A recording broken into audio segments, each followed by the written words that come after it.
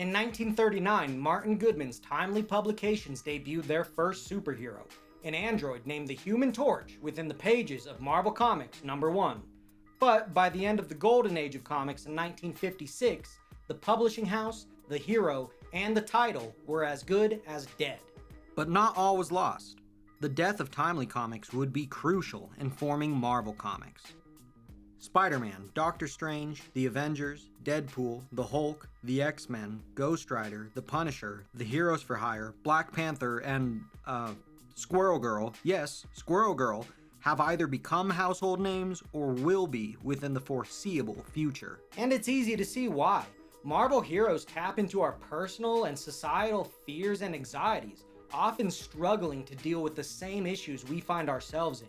With that, it is fascinating how the superfamily, the Fantastic Four, have been relegated to obscurity. So we have to ask, have the Fantastic Four been lost in the sauce? As musician and hip-hop reformist, Roderick Delantis Davis, better known as Gucci Mane, once asserted, "When you're born, can you be born with sauce, or do you acquire sauce?" No, you can't born with sauce. You get. The Gucci Mane postulates that no person or company is born into preordained success. The early years of Marvel Comics reinforced Gucci Mane's understanding of the sauce. Make no mistake, the company stumbled upon success. Joe Simon and Jack Kirby's advent of Captain America in 1940 was hyped up by clever use of shock value and sensationalism. At the time, comic books were apolitical and shied away from overtly political messages in favor of more jovial romps. When comic books were political, they echoed a more mainstream political opinion. Captain America punching Adolf Hitler was shocking for the time. For most of the 19th century, the United States favored isolationism and non-tangled alliances. Or on paper at least, and America wouldn't officially join the war until 1941, 1 year after Captain America's debut and 2 years after the war started. Subsequently, a Timely Comics office assistant named Stanley Lieber voluntarily joined the armed forces after the attacks on Pearl Harbor. But by the time the war had ended, superhero comics had reached the precipice of their popularity. Timely Comics changed its name to Atlas Comics, and Stanley Lieber followed suit, going by his pen name, Stan Lee. I wonder what happened to him. Well, when you were creating characters, Stan, what was the process back then? I mean, because Rob and I right now, we do our own writing and our own drawing. We don't collaborate with anybody anymore. So that's the problem, and I've been meaning to talk to you guys about that. The collective success of Timely and Atlas Comics was moderate. They primarily published war, crime, romance, and sitcom comics, playing second fiddle to the popular EC Comics and third chair to the juggernaut DC Comics throughout the golden and well into the silver age of comics. Tell him I'll play till my fiddle catches fire. So if DC invented and then reinvented the superhero genre, Marvel Comics would redefine it. In 1961, Atlas Comics rebranded itself to harken back to its legacy. The freshly seasoned Marvel Comics publications pivoted the Journey into Mystery title to deal with science, monsters, and science monsters. The simple premise was nothing new. Over at DC, the Challengers of the Unknown had been doing roughly the same thing for about a decade. Nonetheless, Jack Kirby and Stan Lee had fun with the concept, and would continue to refine the title to challenge DC's established superhero genre. In November of 1961, the pair poised a team who were scientists, first and foremost, but through tragic happenstance were transformed into superheroes. Excuse me, neighbor. Yeah, I couldn't help but notice you picked pretty much all of my flowers. Can't make a float without flowers. Oh, sure enough. But did you have to salt the earth so nothing would ever grow again? Yeah. At the peak of the space race, Reed Richards, Sue Storm, Ben Grimm, and Johnny Storm operated a spacecraft that was bombarded with cosmic rays, imbuing them each with unique powers of their own. Reed Richards' genius-level intellect is a power in and of itself.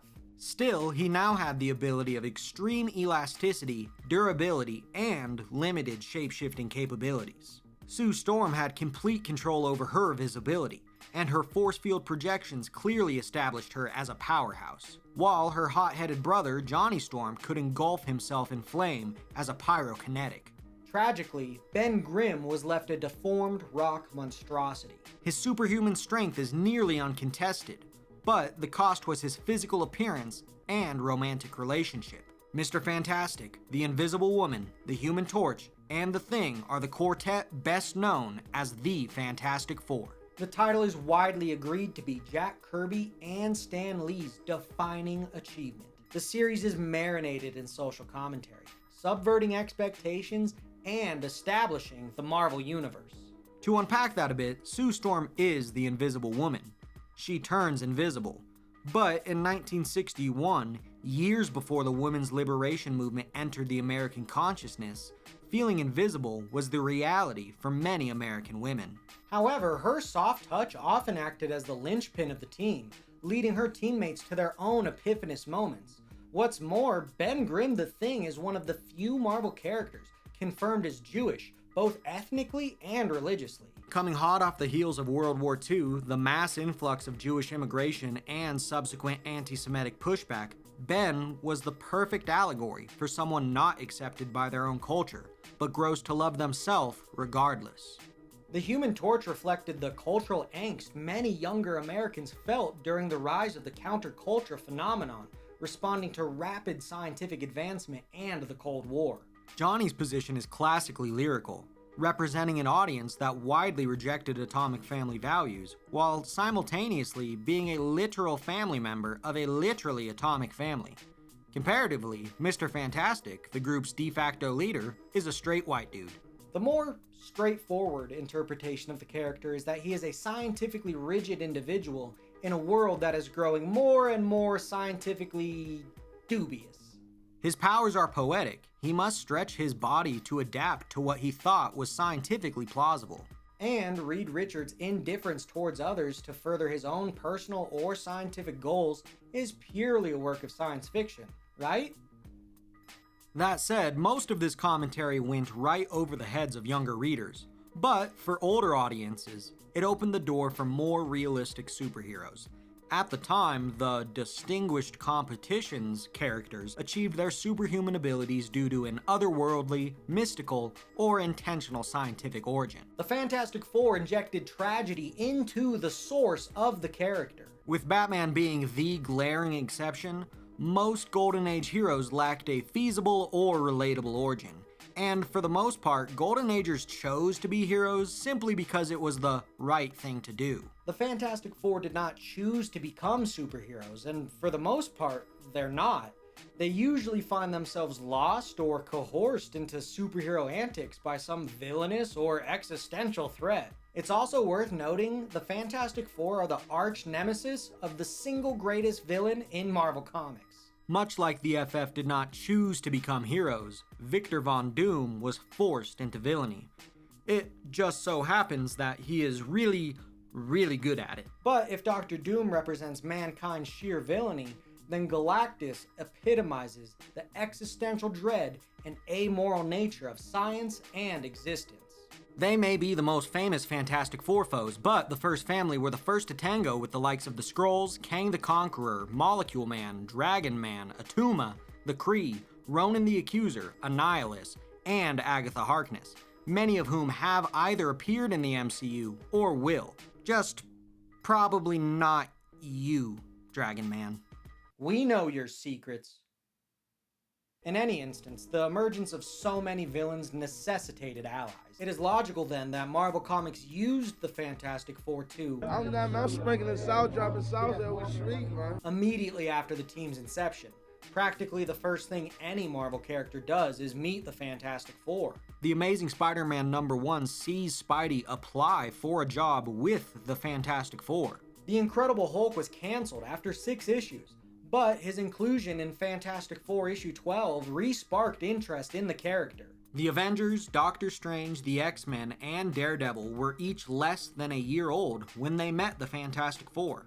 Sure, none of those characters debuted in Fantastic Four's title, but their presence in the Fantastic Four was just enough to get people to check out their individual solo series. That said, Uatu the Watcher, Silver Surfer, Black Panther, the Inhumans, and Adam Warlock would have never come to be without the FF acting as their motivational source. The first family even honored Marvel's Golden Age legacy by including characters like Namor the Submariner and the original android Human Torch. It's no overstatement to claim that the Fantastic Four are the very foundation of the Marvel Comics brand. Without the Fantastic Four and their success, it is reasonable to assume that Spider-Man, Deadpool, and Iron Man would never exist. Likewise, we can claim that Black Panther, Silver Surfer, and Doctor Doom would certainly not exist. Without the Fantastic Four's collective impact on American culture, there would be no X-Men films. Okay, that one might not be so bad. You actually go outside in these things? What would you prefer? Yellow spandex? But there would be no Blade, no Deadpool or Logan, no Spider-Man 2, and definitely no Marvel Cinematic Universe. To be as gentile as possible, the Fantastic Four have not been the driving force of the industry in quite some time. Their movies did them no favors. When we look at the comics, we can see that the Fantastic Four sales have almost consistently plummeted.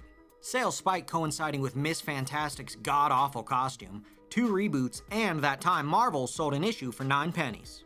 But even then, that series was canceled 10 issues later. From the late 2000s and into the 2010s, the Fantastic Four were widely absent from the pages of Marvel Comics. With the exception of 2016's Secret Wars, the Fantastic Four played minor roles in Marvel's biggest events. Sure, Jonathan Hickman's Fantastic Four and Future Foundation were solid stories. And sure, Matt Fraction's run in 2013 was amazing, but that wasn't even the genuine Fantastic Four. In any case, the series were far too short-lived despite their quality. With the Fox-Disney Cold War over, their eventual MCU appearance could help, because it is undeniable Marvel has the sauce now. But overdose of sauce. That's what it is. No meat, just sauce. Or all flavor and no substance is a tough meal to sell. Know what I mean? Probably not. Sauce is usually not consumed by itself. It accentuates flavors, adding aroma or color to a dish. But the sauce is not the substance of any meal. When Gucci Mane hypothesized the sauce, he was talking about the glitz, the glamour, the starlight that so many rappers fall victim to. The sauce often manifests itself as superfluous swagger, jewelry, drugs, clothing, cars, or women. But it is feasible for anyone to get lost in the sauce. Anyone can focus too much on the periphery aspects of their image that they lose sight of their core values, their substance. The Trap God fortifies this understanding by claiming, So if you don't got no sauce, then you're lost. But you can also get lost in the sauce. So, have the Fantastic Four, and to a lesser extent Marvel Comics, been lost in the sauce that is the MCU? This may be chalked up to conjecture, but the evidence suggests a reasonable yes. The Fantastic Four just don't seem to sell anymore. Not because they aren't relevant or don't apply to modern audiences, but because they've been lost in the sauce. This is not necessarily a bad thing. For some people, myself included, the sauce is often the best part of any meal. But at the end of the day, the Marvel Cinematic Universe, the glitz, media coverage, hype, star-studded casts, and unprecedented narrative is the sauce to the Marvel Comics meal. For generations of fans, the Fantastic Four are the quintessential starting dish. But unfortunately, many casual Marvel fans have forgotten the Marvel comic with the most to say. Know what I mean?